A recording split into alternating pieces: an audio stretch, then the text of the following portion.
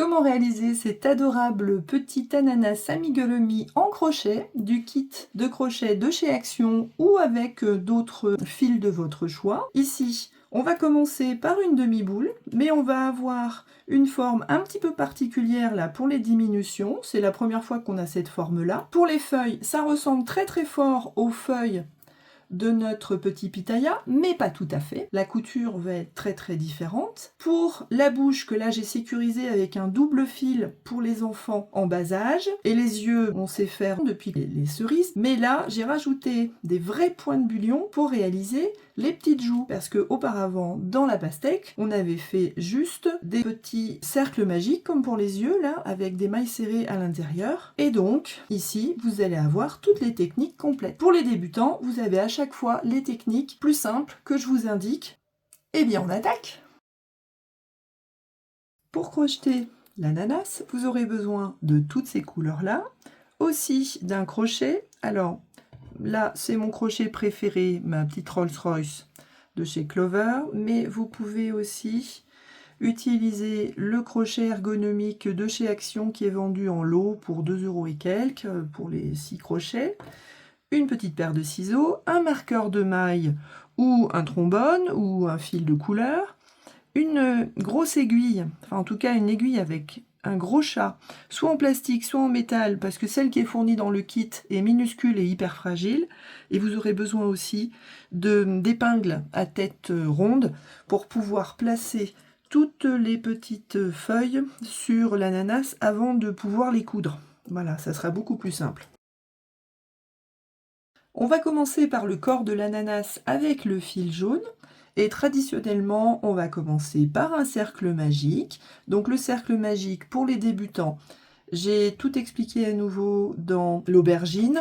Vous avez toutes les explications plus lentes et plus détaillées dans le citron par exemple. Mais vous pouvez trouver aussi sur ma chaîne toutes les vidéos beaucoup plus longues pour les très grands débutants. Le cercle magique, on prend les deux doigts de la main opposée, on pose son fil, on tourne autour en X, on ramène, on coince, on prend son crochet, on passe sous la première boucle, on passe sous la deuxième, on ramène vers le haut le crochet, on passe sous la deuxième boucle ici, et là on tire délicatement, et une fois sur deux, comme le fil est très fin, ça risque de coincer un peu. Ça y est, votre cercle magique est terminé. Maintenant, on va commencer par 6 mailles de type amigurumi à l'intérieur du cercle magique. Donc on pique à l'intérieur du cercle magique, on passe par-dessus le fil, on ramène une boucle, on passe par-dessous en faisant un jeté, on tourne le crochet et on vient de faire notre première maille de type amigurumi. Maintenant, j'en fais 5 autres. 2, 3, 4, 5, 6. Je tire dessus et je pique dans la première maille, celle qu'on a réalisée en premier, pour faire passer mon fil ici avec une maille coulée. Et là, je viens de terminer mon premier rang avec 6 mailles serrées. Maintenant, je vais passer de 6 mailles à 12 mailles en faisant des augmentations dans chacune des mailles. C'est-à-dire que dans la première maille ici, attention, celle-là, ce n'est pas une maille, c'est là où coulisse le fil actuellement, je vais réaliser une première maille serrée, et exactement au même endroit où j'ai piqué tout à l'heure, j'en fais une deuxième. Donc ma première augmentation, et on va comme ça faire 2 mailles dans chacune des mailles qui restent, et on se retrouve une fois qu'on a les 12 mailles. Pour ceux qui aiment bien savoir comment va être structuré le crochet qu'on est en train de réaliser, en fait on va commencer sur les premiers rangs pour monter jusqu'à 36 mailles, exactement comme ce qu'on a fait pour l'aubergine. Sauf que là, ça va être beaucoup plus visible, puisque c'est du jaune et pas du violet foncé. Donc maintenant, on a intérêt à mettre notre petit marqueur de maille. Et on va, dans la première maille, réaliser une maille toute seule. Dans la deuxième, on va faire 2 et 3. On fait une augmentation. Donc, on va refaire 4, 5 et 6, et ainsi de suite jusqu'à 18. Au rang suivant, je vais passer de 18 mailles à 24, c'est-à-dire que je vais commencer ici par 2 mailles serrées simples, et ensuite je vais réaliser une augmentation, 3 et 4, et ainsi de suite jusqu'à la fin du rang. Maintenant, au rang suivant, pour monter à 30 mailles, on va réaliser 3 mailles serrées et une augmentation. Pour monter ensuite à 36 mailles, on va réaliser 4 mailles serrées et une augmentation. Et on se retrouve quand on arrive à 36 mailles. Nous sommes maintenant à 36 mailles, et maintenant pendant 8 rangs, du 7e au 14e rang, on va réaliser 36 mailles sans augmentation. Donc on se retrouve dans 8 rangs. Au 15e rang, maintenant que nous avons 36 mailles, on va commencer les diminutions pour passer à 33 mailles. Donc on va commencer par une diminution invisible. On passe dans le bras avant de la prochaine maille. On passe dans le bras avant de la prochaine maille. Et on passe à travers. Et maintenant, on termine comme si c'était une maille serrée. On va continuer dans la maille qui est ici. Ici, vous avez un petit fil. On va piquer ici. Donc là, on continue par 10 mailles serrées classiques. Une fois qu'on a réalisé ces 10 mailles, on recommence une diminution 10 mailles serrées, une diminution 10 mailles serrées, et on se retrouve à la fin. Au 16e rang, on va réaliser 33 mailles serrées sans diminution. Au 17e rang, on va faire comme le rang qu'on vient de terminer ici, mais plutôt que de faire une diminution et 10 mailles serrées, on va faire une diminution et 9 mailles serrées, 3 fois de suite. On aura 30 mailles serrées, et on enchaîne au 18e rang avec 30 mailles serrées, et on se retrouve. Nous avons maintenant 30 mailles, et au 19e rang, on va crocheter une diminution et 8 mailles serrées, 3 fois de suite, et au rang d'après, une diminution et 7 mailles serrées de suite, 3 fois de suite. Et on se retrouve à la fin de ces 2 rangs-là pour la suite. Au rang suivant, on va reprendre des diminutions qui font passer de 24 mailles à 18 mailles, en réalisant une diminution invisible, puis 2 mailles serrées normales, et ainsi de suite. Et au rang d'après, on réalisera une diminution et seulement une maille serrée avant de continuer le rang. Donc on se retrouve au bout de ces 2 rangs-là, qui sont quasiment identiques. À la fin du 22e rang, on a une jolie forme pour notre ananas, qui est bien rond ici, surtout quand on va rembourrer, et qui revient comme ça. Donc maintenant, il est temps de passer au rembourrage, donc on a 12 mailles pour passer. Notre ananas est maintenant bien rembourré, donc on va pouvoir terminer. On a 12 mailles, on va passer à 6 mailles en réalisant 6 diminutions invisibles tout autour. Donc je vous montre la première, je vous laisse faire les 5 autres et on se retrouve au bout du rang. À la fin de nos 6 diminutions, eh bien on va tirer notre fil après l'avoir coupé. Et maintenant, on va le passer dans chacune des mailles ici, dans chacune des 6 mailles qui nous restent, de façon à pouvoir tirer ensuite. On se retrouve au bout des 6 mailles. Après que mon fil soit passé dans les dernières mailles, je n'ai plus qu'à tirer. Et puis maintenant, avec mon crochet, je vais aller chercher mon fil pour le dissimuler. Je passe à travers. Ah ben j'ai attrapé le premier fil sans faire exprès, celui du nœud magique. Et ben je coupe à ras. Et maintenant, il ne me reste plus qu'à réaliser toutes les feuilles et les coudre. Avant, évidemment, de réaliser la broderie pour lui donner une petite personnalité et un visage.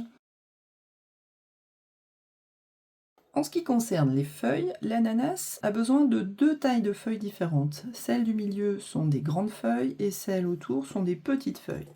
Donc voici la grande feuille et voici le modèle de la petite. En fait, on est sur le même principe que les petites feuilles de pitaya qu'on a déjà réalisées dans une vidéo précédente. Je vais vous montrer la petite feuille, et sachant que la grande, c'est le même principe avec 2 mailles de plus.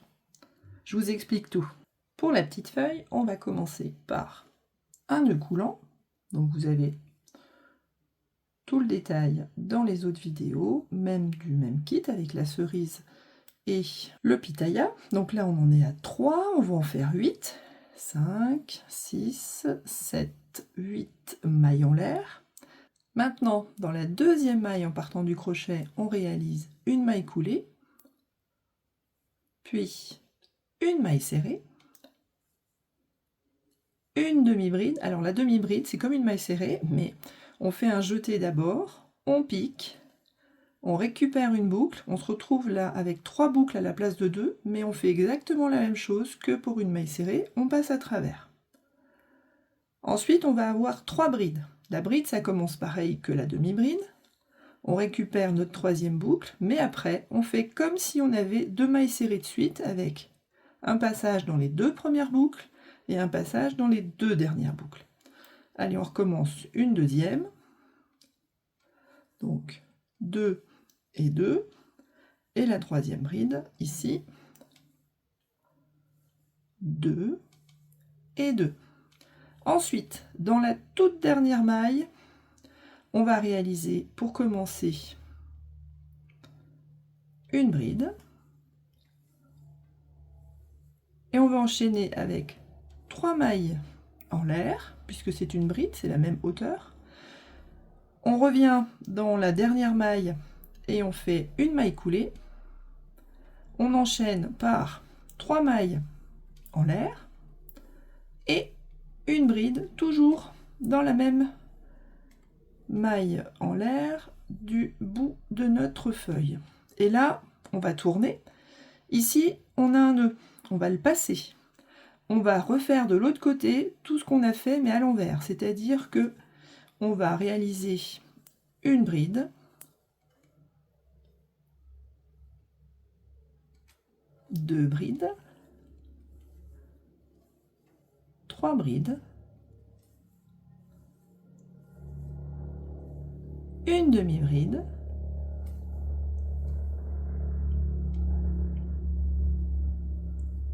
une maille serrée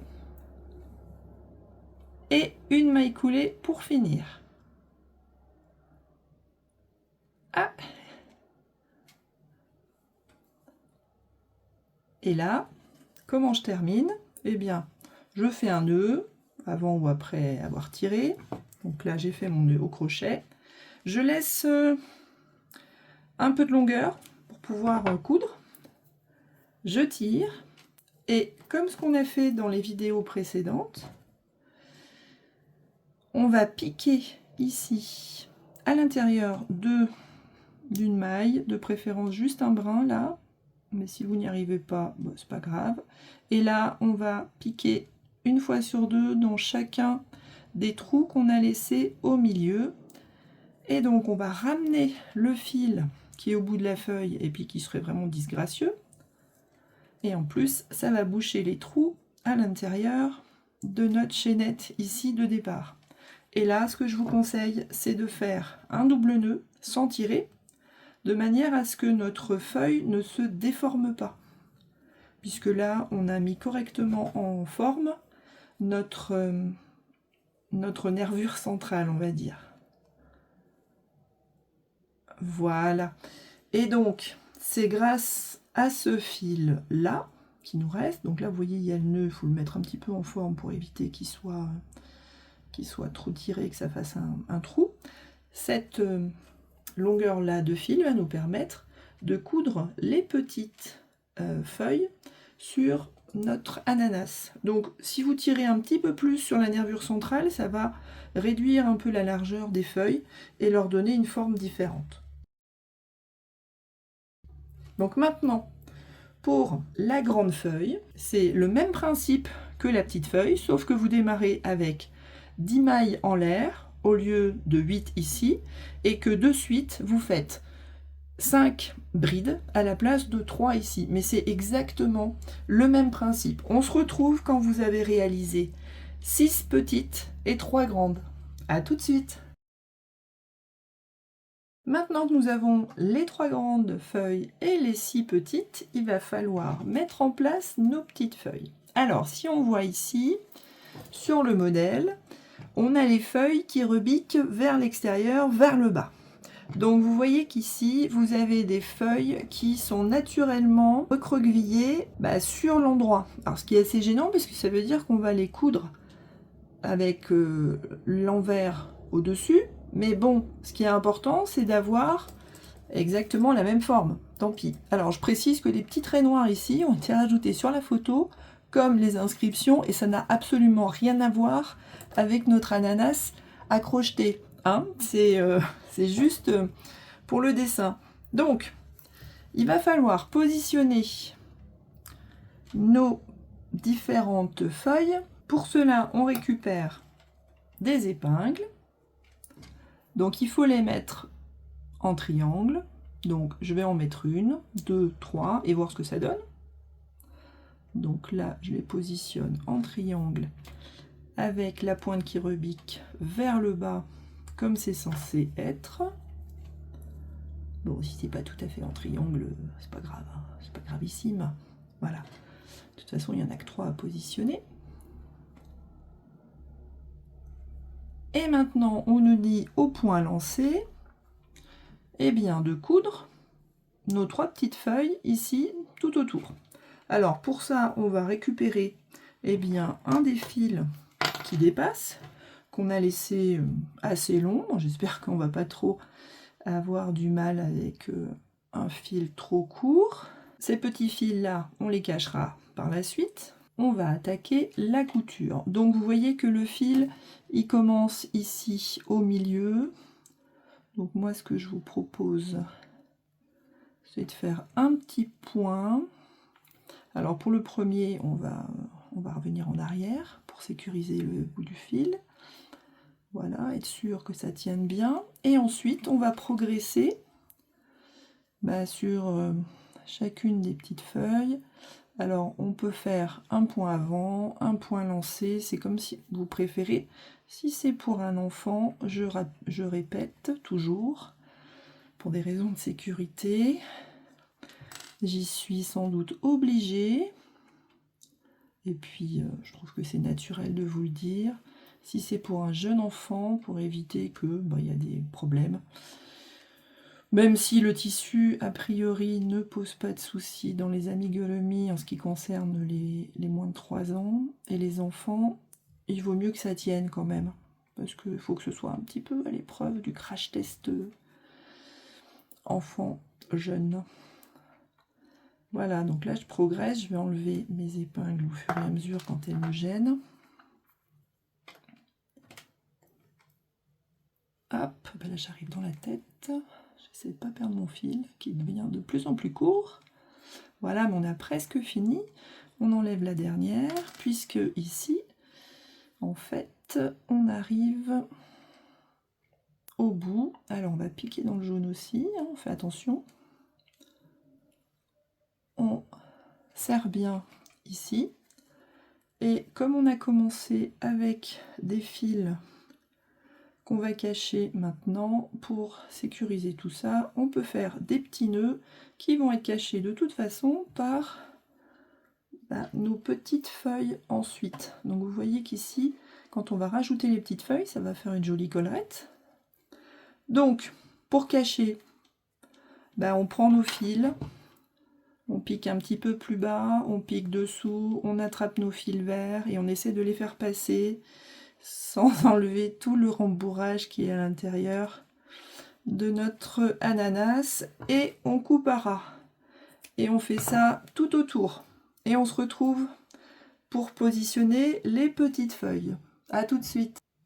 Nos 3 grandes feuilles sont en place. On va mettre en couronne celles qui restent, sachant que là on en a 6 à placer. Donc on va essayer d'être rusé et d'en placer déjà 3 en quinconce.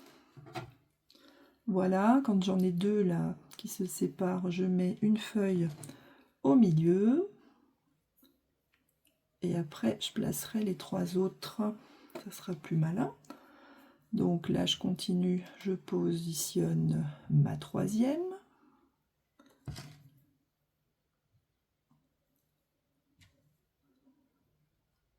Et maintenant, je vais positionner comme je peux, parce que là, j'ai les têtes qui gênent un petit peu, les épingles qui gênent. Si jamais c'est trop difficile, vous le faites en 2 fois. Comme ça, ça sera plus simple. Mais là, on devrait y arriver. On fait attention à ne pas se piquer, parce que là, les épingles, elles sont pas gentilles. Voilà, et la 6e, et pareil, voilà, là où vous avez la tête de couleur. Magnifique! Ça va être pratique, ça. Allez, on y croit. Bon, maintenant, on essaie de repérer le fil le plus long qu'on avait. Ah, ça doit être celui-là. Allez, je parie sur celui-là. Et pareil, je fais le tour de ma petite couronne et on se retrouve à la fin. Ne vous piquez pas. Voilà, après une petite mise en place de tout ça, la couture. Oh, regardez, on peut faire un crash test, hein, ça tient. Donc, on a une vraie tête d'ananas avec des petites feuilles qui sont tournées dans le bon sens. Parce que c'est quand même important que ça ressemble vraiment à au vrai fruit.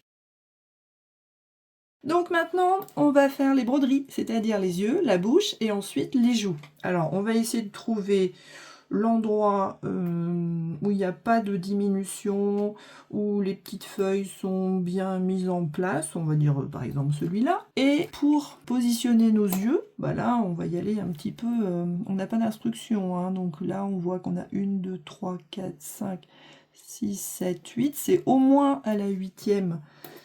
En partant du bas, donc 1, 2, 3, 4, 5, 6, 7, 8, non c'est vraiment en partant du bas, donc 1, 2, 3, 4, 5, 6, 7, 8, là ça fait un peu bas, on va les mettre là, ouais on va les mettre là, donc là je positionne, allez juste une petite épingle sur le côté, pour repérer là où je vais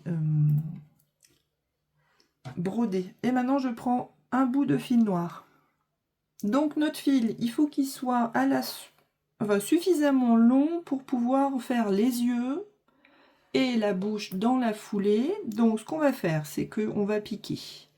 Voilà, pour faire le premier œil, on pique de l'extérieur, comme les broderies qu'on a peut-être déjà réalisées ensemble. Et là, on voit qu'un œil, il est fait en 3 parties. Ici, vous avez la première, le deuxième point, le troisième point. Donc ça veut dire qu'ici, je descends.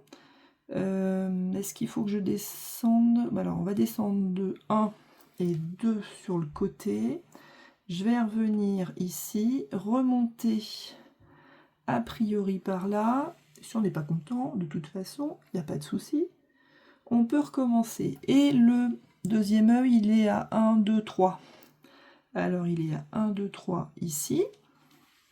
Au besoin, pour que ce soit plus sûr, on peut faire un deuxième passage. Hein. Donc là, je fais... Ah, ça me paraît grand, là. On va faire... Bon, on va essayer.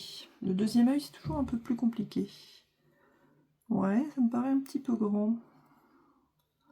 On va voir. L'essentiel, c'est que notre œil soit à peu près identique au premier. Non, là, ça va pas aller. Ah, on va regarder ça. On va regarder ça. Hop, ici. Si on trouve que c'est pas bon, on reprend ici et on tire un petit peu sur le premier sans trop tirer sur celui-là. Voilà, et là on a 2 yeux qui se ressemblent pas mal. Donc là on va repiquer exactement d'où on vient et on va faire la bouche dans le prolongement. Alors un petit peu décalé mais dessous. On fait un essai, si ça nous plaît pas, on tire le fil et on recommence, il n'y a pas de souci. Voilà, j'ai tendance à tirer un peu ici. Elle n'est pas assez pointue. Voilà. Celui-là est plus réussi que celui-là. Bon, ça, c'est souvent comme ça. Et là, pour la bouche, ben moi, je serais bien tentée de faire juste une petite bouche. Si elle n'est pas tout à fait droite, c'est pas grave du tout. Donc là, la bouche, pour qu'elle soit un petit peu plus sécurisée, ben, je vais la passer une deuxième fois. Voilà, avec un deuxième fil, ce qui fait que si on a des enfants qui tirent sur les fils, ça va rester à peu près en place. Voilà. Donc là, il a une bouche un petit peu plus large. Après, vous pouvez donner libre cours à votre créativité, lui rajouter des petits cils, enfin le personnaliser, votre ananas, comme vous avez envie. Voilà. Ananas fille, ananas garçon, rajouter des petits cœurs, enfin tout ce que vous voulez. On n'est pas obligé de suivre le modèle à la lettre.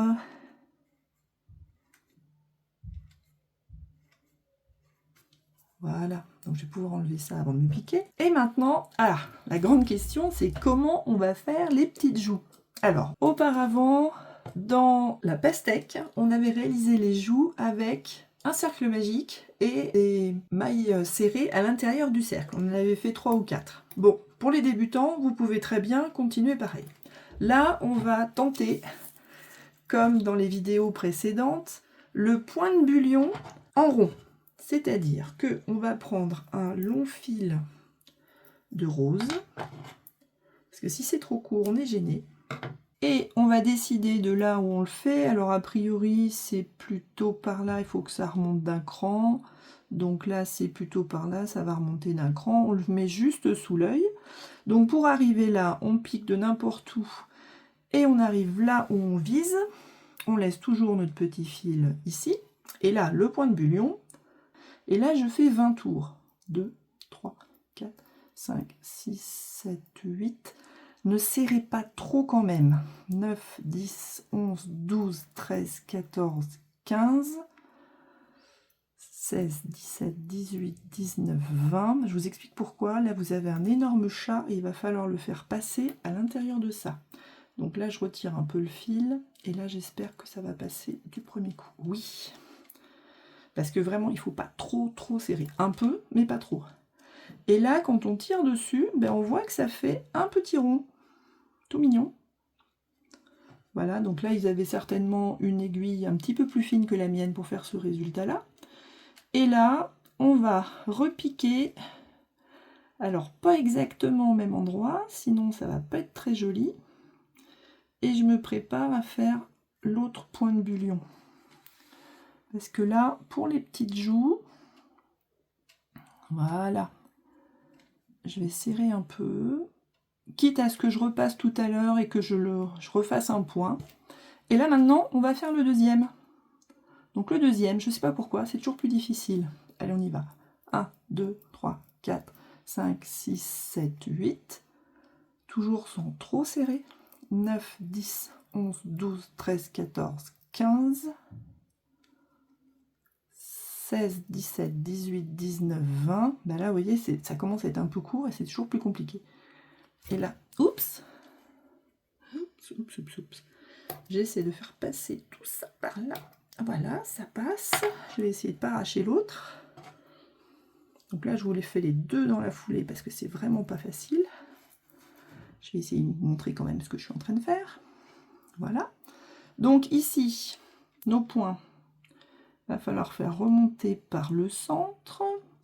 Je vais le sécuriser, hop, vers le haut, par un autre petit passage comme ça. Et là, je vais faire pareil à partir de l'autre centre.